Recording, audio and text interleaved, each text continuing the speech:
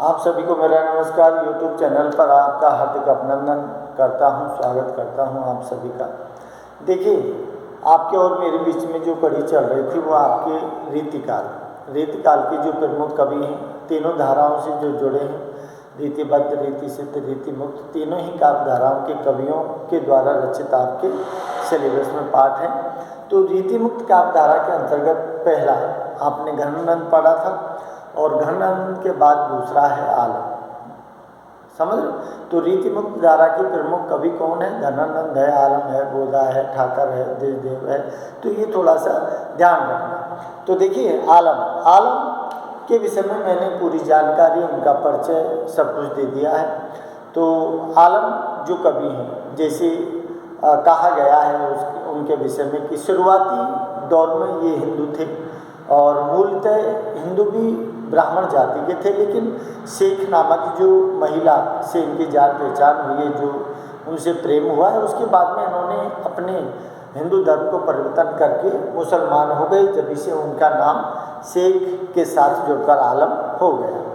तो देखिए, आलम का समकालीन जो रचना काल माना है वो 1583 से 1623 तक माना है। उनके द्वारा प्रमुख रचित जो प्रमुख काव्य रचनाएं हैं, जिसमें माधवानंद कामकंदा, श्याम सनेही, सुदामा चरित्र और आलम केली जिसी प्रमुख काव्य रचना है।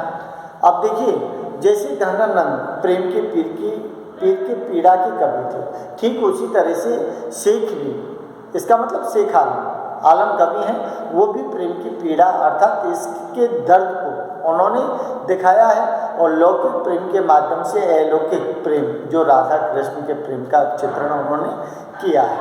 तो देखिए, अपन बात कर रहे थे और पहले जो मैंने जानकारी दी थी पाठ परिचय में आलम के में, उसके साथ मैंने एक पद भी पढ़ाया था। तो उस पद में जो लिखा था उसको मैं दोबारा थोड़ा सा आपको रिपीट कर देता हूँ। तो देखिए, बात हुई थी अपनी कि जिसमें बात क्या है, आलम ने किसके माध्यम से प्रेम का चित्रण किया है। इसका मतलब है कि जिस प्रकार फर्स्ट ईयर में सूरदास ने अपने भ्रमर गीत में उद्धव गोपियों के सम्मान को रखा है ना, ठीक वही स्थिति आलम कवि ने कहाँ भेजा है?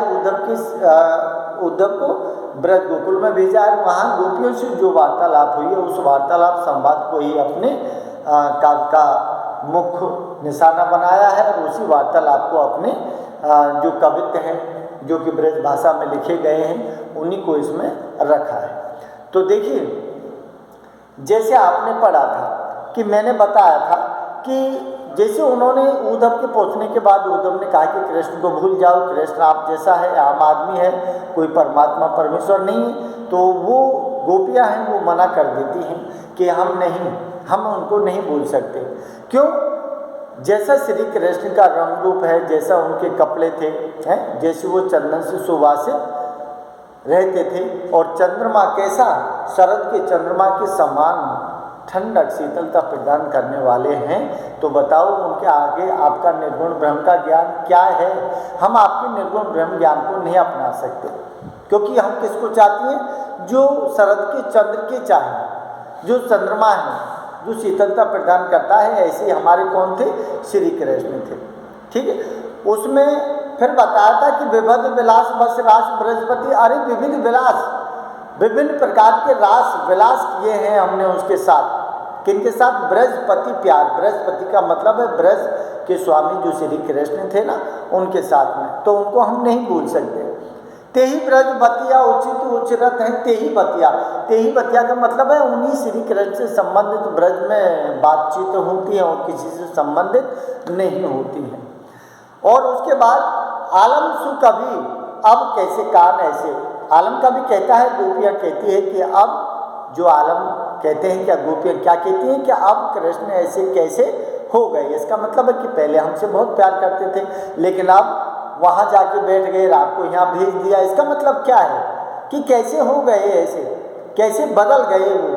तो वो क्या कहती हैं कि उतई लोभाने की दो उतई डरत है। उतई लोभाने, उतई का मतलब है मथुरा की तरफ। अरे वो मथुरा में रहकर मथुरा का राजा बन गए, अब उधर ही ध्यान देते हैं या फिर इधर लोभाने। इधर का मतलब है क्या ब्रज की गोपियां हैं, इनको भी वो याद करते हैं या नहीं करते हैं। उद्धव से बातें करती हैं, कहती हैं उसके बाद में क्या दिया है कि मधुवन बसत मधुर मुरली की धुन।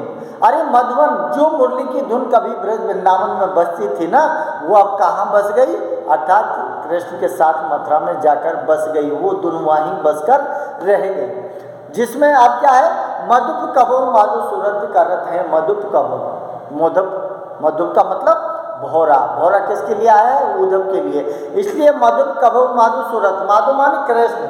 अरे उद्धव कि हे मधुप, क्या एक बात बता कि माधु अर्थात श्री कृष्ण हमको कभी याद करता है कि नहीं करता, ये वार्तालाप होती है पहले पद में। उस दिन भी मैंने इसको समझा दिया, इसलिए मैंने दोबारा रिपीट कर दिया है।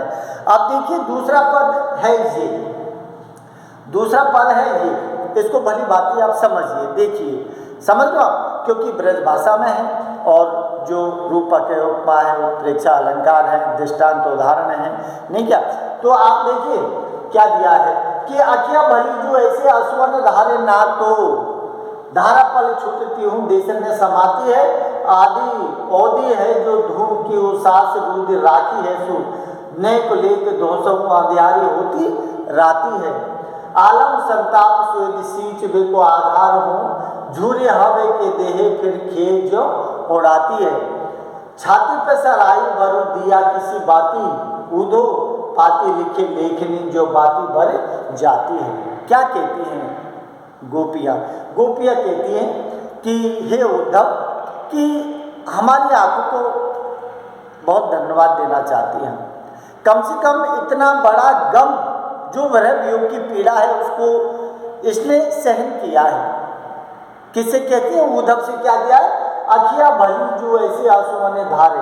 अरे हे उद्धव कि हमारी आंखें भली हैं, समझदार हैं, क्या दिया, अखिया भली जो ऐसे आंसुओं, अरे विरह वियोग के आंसुओं को इन्होंने रोक रखा है। क्या दिया है, जो ऐसे आंसुओं धारे, आंसुओं माने आंसुओं से भरी हैं, उन धारे का मतलब है धारण किए हुए हैं। क्या दिया है, अखिया भली, कि हे उद्धव कि हमारी आंखें भली हैं जिन्होंने विरह वियोग के आंसुओं को धारण किया हुआ है। अगर क्या दिया, ना तो का मतलब है नहीं तो क्या होता, क्या कहती हैं, धारा पल छूटती हूँ देश न समाती। धारा, अगर ये आंखों से निकला हुआ आंसू गिरता धरती पर तो ये किसका रूप ले लेता, धारा का रूप ले लेता, और ऐसी धारा बनता, ऐसी धारा बनता, क्या दिया, धारा पल छूटे, एक पल में छूटने पर यह धारा का रूप लेता। तीहूं देश का मतलब है आकाश पाताल और पृथ्वी, तीनों लोकों में न समाती, ये समान नहीं पाता। इसका मतलब सब कुछ सृष्टि नष्ट हो जाती, लेकिन हमारी अखियों ने इस विरह वियोग की पीड़ा को धारण किया हुआ है आंसुओं के रूप में। और क्या कहती हैं, औधी है जो धूम की उसास रूदे रात, औधी, और जो औधी का मतलब है अवधि, अवधि का मतलब है समय से। इसका मतलब है गोपियाँ कहती हैं कि जब कृष्ण गए हैं तो हमको अवधि बता के गए कि मैं लौट के आऊँगा, इसीलिए इस सांसों को रोक के रखा है हमने। क्या किया है, औधी है जो धूम की उसास रूदी रात, औधी है, औधी का मतलब अवधि बता के गया है, इसीलिए हमने क्या है, धूम की उसास रूदी रात, धूम की उसास, इसका मतलब धूम माने क्या है, धुआं। अरे उसास के साथ अपन सांस लेते हैं फिर बोलते हैं तो मुँह से सर्दियों में भाप निकलती है ना, तो वो क्या है, धूम, कि धूम की उसास। अरे जो उसासें हैं उन उसासों को हमने रोक रखा है, और रोकने से क्या हो रहा है, उसासों की रूंधी, रूंधी का मतलब है रोकना, राखी। अरे जो सांसें हैं ना उसको रोक रखा है, उससे क्या बना हुआ है, धूम, उसासों की जो धूम है ना वो हमारे अंदर ही हमने रोक रखी है। अगर उसको छोड़ दिया जाए तो क्या होगा, यहाँ क्या दिया, नेक लेत धोसों अंधियारी होती रात, नेक लेत का मतलब अगर थोड़ी बहुत भी हमने उन सांसों की धुओं को छोड़ दिया तो क्या होगा, धोसों का मतलब होता है दिन में क्या हो जाएगी, दिन, धोसों का मतलब दिन, अंधियारी होता, अंधियारी का मतलब है अंधेरी, अंधकार युक्त होती रात। अरे जो रात है ना, दिन रात में बदल जाएगा अगर हमने हमारी सांसों की धूम को छोड़ दिया तो।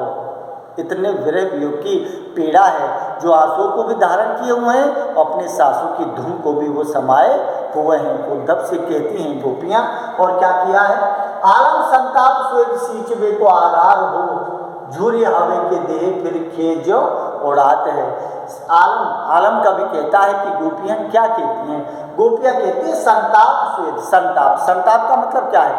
संताप का मतलब है जो दुख का जो ताप है ना, उसको समान बनाने का काम क्या कर रहा है? स्वेद। अरे अंदर से विरह वियोग है शरीर में, लेकिन स्वेद का मतलब है पसीना। सींचबो का मतलब सिंचाई करना। अरे अंदर से विरह वियोग है, लेकिन इस शरीर के अंदर से विरह वियोग है, लेकिन ऊपर से पसीना है ना, उस समान ताप को बनाने का काम कर रहा है, जिससे हम जल नहीं जाएं।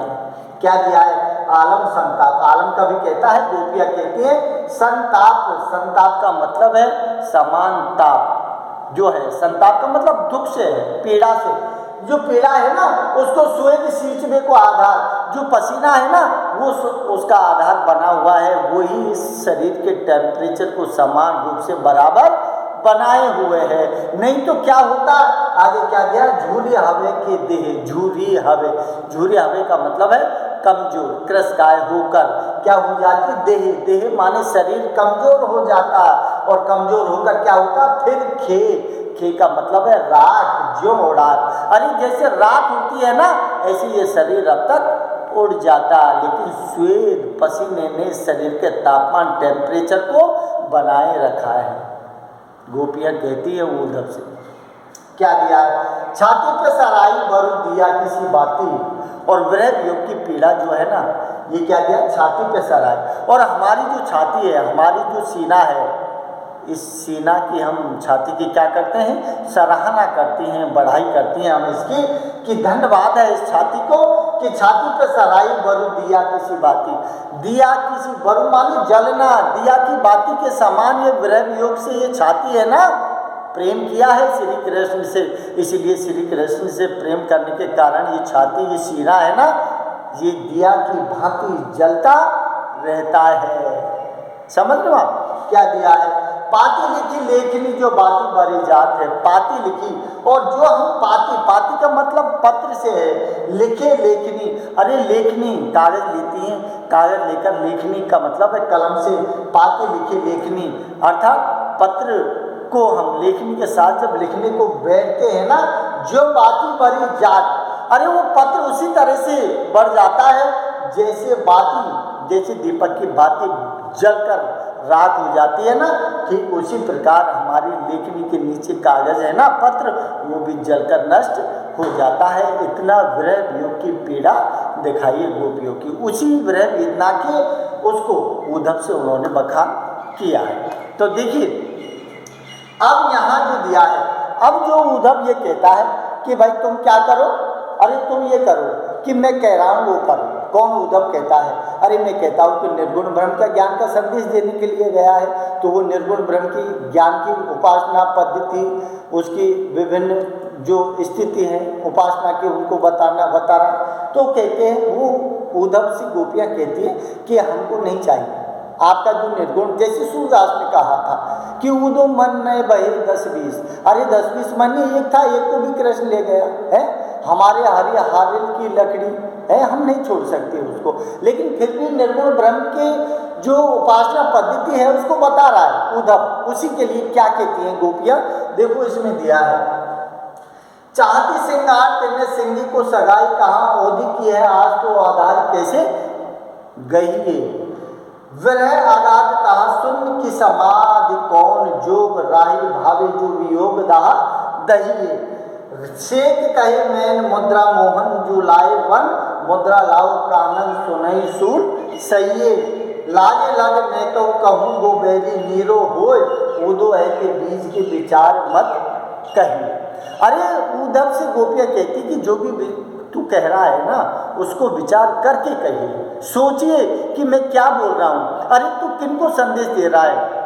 गोपियों को, और गोपियाँ स्त्री हैं। तुम्हारी जो ज्ञान का संदेश है निर्गुण ब्रह्म को, इसको स्त्रियों के लिए नहीं, अरे उनको दो जो कौन है, जो पुरुष होते हैं, जो झूठ बढ़ाते हैं, जो साधना पद्धति करते हैं। इसलिए हर शब्द को विचार कर बोलिए उद्धव जी। अब वो क्या कहती हैं देखिए, चाहती सिंगार तेने सिंह को सगाई कहा, चाहती श्रृंगार, इसका मतलब है वो ये कहती है कि हम तो श्रृंगार चाहती हैं। श्रृंगार का मतलब श्रृंगार रस, श्रृंगार रस का मतलब है अपने प्रियतम को चाहती हैं। चाहती श्रृंगार, हम तो श्रृंगार चाहते अर्थात हमारे कृष्ण को चाहती हैं। तेने सिंगी को सगाई, अरे उनको सिंगी का क्या काम है? सिंगी किन के पास होती है? अरे सिंगी उनके पास होती है जो योग साधना करने वाले पहली सी वो होती है ना सिंगी, वो सिंगी होती है, तो वो साधु सन्यासियों के पास होती है। हमें क्या काम उससे?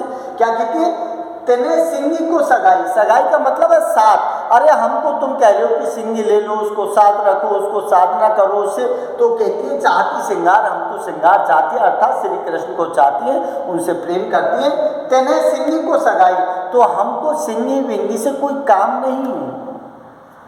क्या दिया है? ओधी की है आस, ओधी, फिर ओधी आया है। ओधी का मतलब है अवधि। अरे जो कृष्ण अवधि बता के गया है ना, उसकी हमें आस है, उम्मीद है, हम नहीं छोड़ सकती कि ओधी की है आस। तो आधारी कैसे गई है? आधारी, आधारी का मतलब जानते हो? जैसे साधु सन्यासी बैठते हैं तो इस कोहनी के नीचे लकड़ियाँ की वो लगी रहती है जिस पर कोहनी टिकती है, वो आधारी होती है। तो कहती है कि औधी की है आस, अरे तुम योग साधना करो, सिंगी लो, आधारी लो, तो वो कहती है हमें न तो सिंगी चाहिए न हम आधारी चाहिए। क्या दिया है? औधी की है आस। औधी का मतलब है अवधि, अर्थात श्री कृष्ण अवधि दिखे गया है ना, उस आस में हम जिंदी हैं। तो फिर आधार कैसे? तो फिर तेरे आधार को लेके हम क्या करेंगे? हम नहीं ले सकती हैं। क्या कहती हैं? विरह आगाध तहाँ शून्य की समाधि को, विरह आगाध, अरे वो क्या कहता है? विरह आगाध, आगाध का मतलब है जिसका कोई था नहीं हो। इतना विरह वियोग की पीड़ा हमको सता रही है, उस विरह वियोग का आगाध कोई सीमा नहीं है। और तू क्या कहता है? तहाँ शून्य की समाधि, शून्य, शून्य का मतलब पर ब्रह्म परमेश्वर की समाधि लगाने का आदेश दे रहा है। पर ब्रह्म की समाधि लगाने की तू हमसे कह रहा है। क्या दिया इसमें? शून्य, शून्य का मतलब है पर ब्रह्म की समाधि कौन? अरे पर ब्रह्म की समाधि, जिसको देखा नहीं सुना नहीं, उसकी समाधि हम कैसे लगा लें? नहीं लगा सकती। क्या कहती है? जोग राही भावे, जोग राही भावे जो वियोग दाह दही। अरे वियोग दाह, वियोग दाह का मतलब है विरह वियोग की अग्नि, दाह दहिए का मतलब है जलना। अरे हम तो विरह वियोग की अग्नि में जल रही हैं। तो जोग राही भावे, तो तू ही बता कि जोग हमको किस तरह से अच्छा लगेगा, अर्थात जोग हमको अच्छा नहीं लगता है। कौन कहती है? गोपियाँ। क्या कहा है कि सेक कही मैंने मुद्रा मोहन जो लाए वन, मुद्रा लाओ कानन सोने सूल सही। अरे तेरे द्वारा कहे हुए जो वचन है ना, हमारे कानों को कैसे लग रहे हैं? सूल सही है। सूल का मतलब है कांटे, जैसे चुभता है ना, उस कांटे के समान पीड़ा देने वाले तेरे शब्द लग रहे हैं मुझे। क्या दिया? सेक कहे मैन मुद्रा, सेक, सेक का मतलब, शेख का मतलब है कि जो आलम की प्रेमिका है, शेख जो रंगरेज नहीं थी, जिससे प्रेम हुआ था आलम को, तो कहीं कहीं कवित्वों में शेख के द्वारा भी रचा हुआ दिखाया गया है। तो शेख कहे मैन मुद्रा। अब ये मैन मुद्रा क्या है?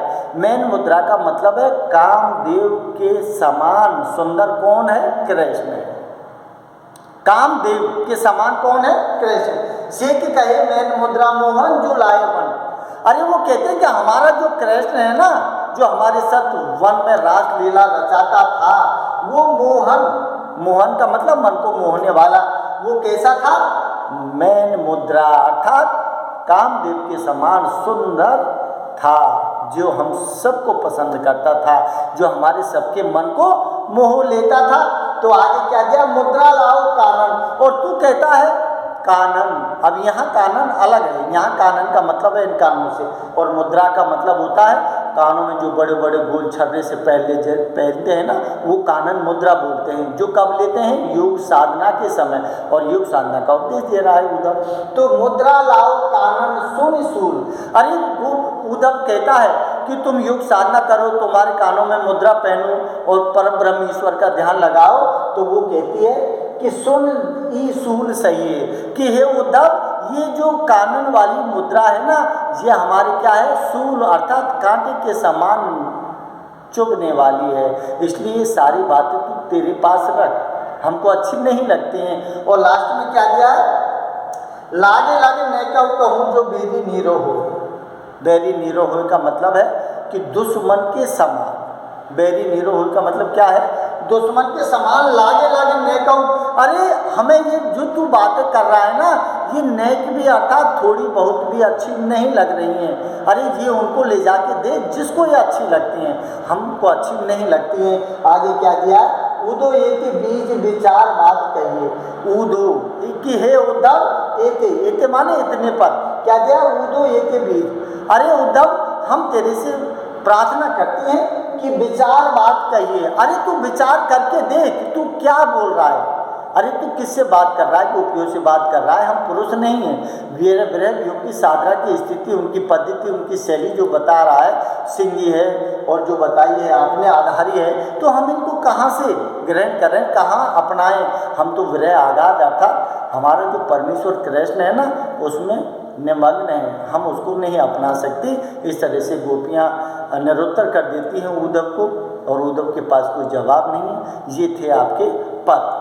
अगले पद में और मतलब अगली वीडियो में ही डालूँगा। ठीक है, नमस्कार।